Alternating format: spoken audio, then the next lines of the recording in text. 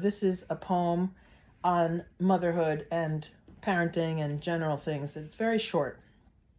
And if you would like, please feel free to close your eyes while you listen. Sometimes what I do with some of my coaching clients is I tell them to let go with their hands, let your hands be heavy and let them fall in your lap, or just take a good deep breath in through the nose, out through the mouth. Okay. So this one is called 20 Years a Sentence. 20 years a sentence. 20 years since your sister is nursing, our elderly neighbor hobbles over, stabs at our bell, screaming through the door, "Look across, the tower's been hit."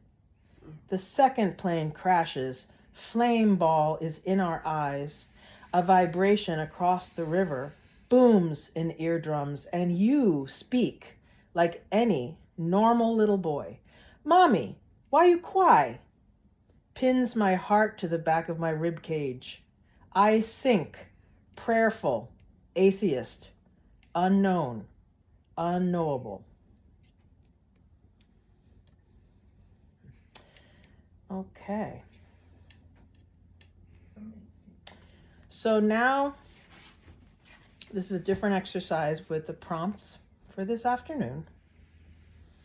Everybody think and hold in your mind a number from 1 to 30.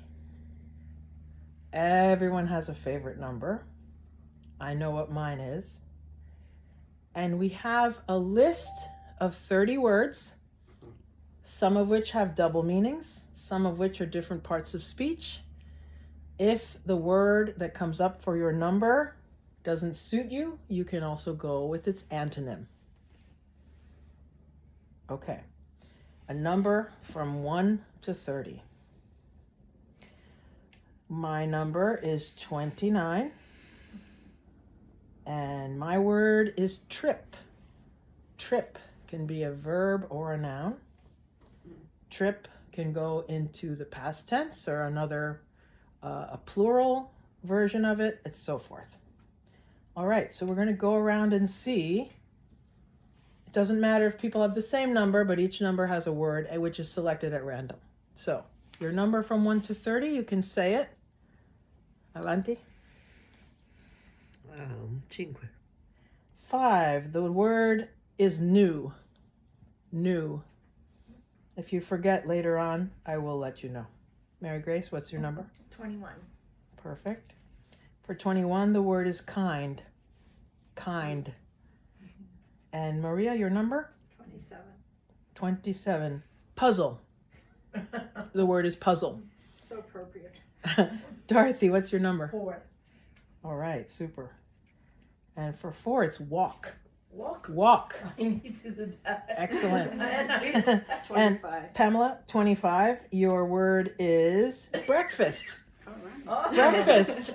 Rise and shine. Okay. So I have many more other prompts of the type I shared earlier. You can feel free to ask me again what your word is. You can do the one-word prompt, or you can do one of the prompts from earlier today. Let me see where they are. Here we go. Okay, so just throwing out a few more prompts and try to think these through, and then we'll go into our afternoon session, and we'll write for a good hour this time.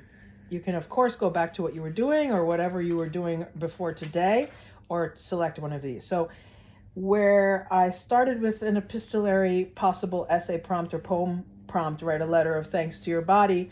In this category, we also have, what qualities do you admire most about yourself?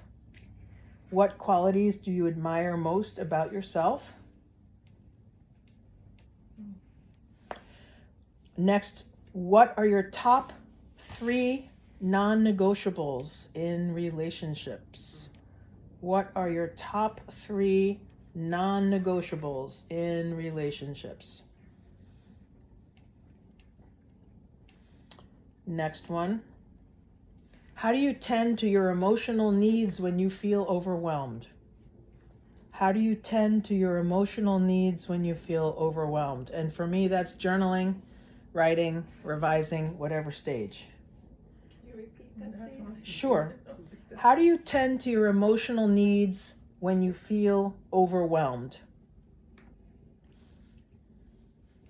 How do you tend to your emotional needs when you feel overwhelmed? And I can give you a couple more. What is your favorite thing about being a mom? What is your favorite thing about being a mom? And the last one, I can't find it, but I remember what it is. What gift have you given your child or children that is not tangible? What gift have you given your child or children that is not tangible?